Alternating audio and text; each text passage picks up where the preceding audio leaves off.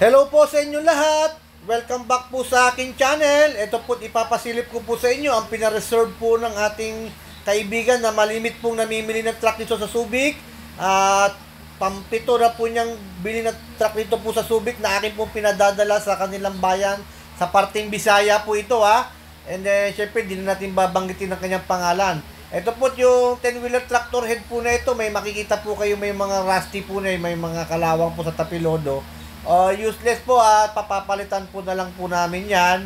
Ang importante naman po yung chassis nito tsaka yung kanyang makina ha, yung engine ha. At yan po, kita naman sariwan-sariwa naman po yung makina tsaka yung chassis. And then yung mga tapilodo lang po, yung mga yero-yero sa ibabaw po nito ang ating papapalitan. Medyo marami ng damage ha. Medyo pati yung tapilodo niya, kita nyo naman, sobrang na, may mga butas na ha.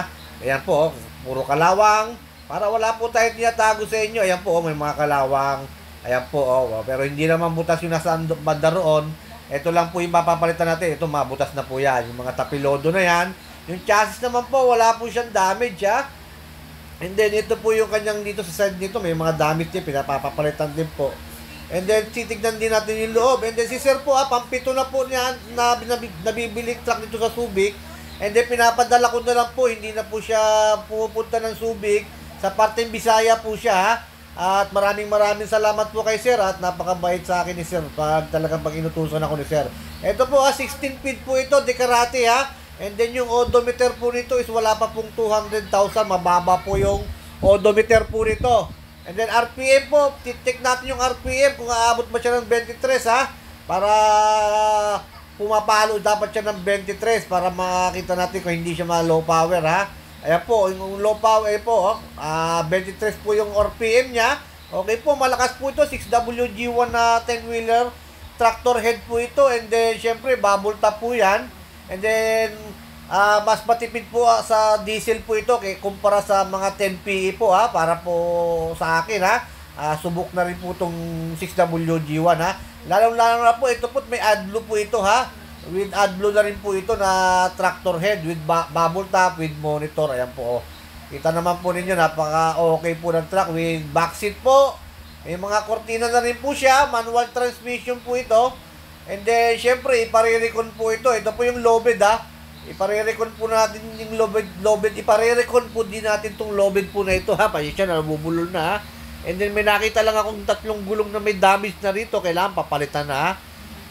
Ipapuputi po ni Sir yung side nito. Dahil puro pinapadala ko po truck kay Sir is pinapaputi po ni Sir ha. Ayan po yung kanyang damage. Meron pa pong damage doon sa likod sa ibang gulong.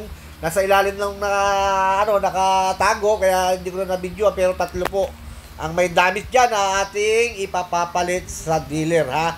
Ayan po. And then mamaya po papasilip ko sa iyo na nandun na siya sa gawaan ha.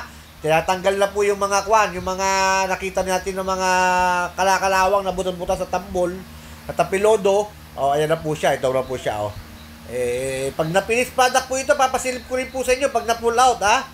Ayan po napakaganda po ng 6WG1 na ito ha. New face po ito. Bumper light po tinatawag po ha. Sayang lang yung side mirror. Kung naging chrome yung side mirror, lalong maganda po ito. Ayan po yung kanyang lobed. Balikan po natin ha. Ang truck po na ito, i-endorse po rin sa kanya ng kaibigan po niyang tiga West Bisaya din po. Na-inspection daw na po nila to. Maganda po yung makina, kaya pina-inspection din sa akin ni Sir. Pinapuntahan sa akin ni Sir. And then maraming salamat po kay Sir ha. Ang dami na po niyang nakukuha truck sa pinapadala ko po dyan sa Bisaya. Pampito na po ito. Kung hindi po ako nagkakamali, pampito na po pinapadala ko sa kanya ito ha. And then sa mga gusto pong magpa-guide at gusto mong mamili ng truck dito sa Subic, mapa-auction po o mapayarda po, tawag po kayo sa akin, matutulungan ko po kayo sa mga bagay po na yan. And then pagdating naman po sa mga nagtatanong po tungkol po sa mga financing at maganda po is meron na po kayong in-apply ang financing bago po kayo magpunta sa Subic para po hindi na po kayo matagalan. Kailangan po may approval na po kayo galing sa financing. Ayan na po, tinanggal na po yung mga nakita nyo mga rusty ha. Papapalitan na po yan. And then once again po, maraming salamat po sa nanonood sa aking YouTube channel. Thank you very much.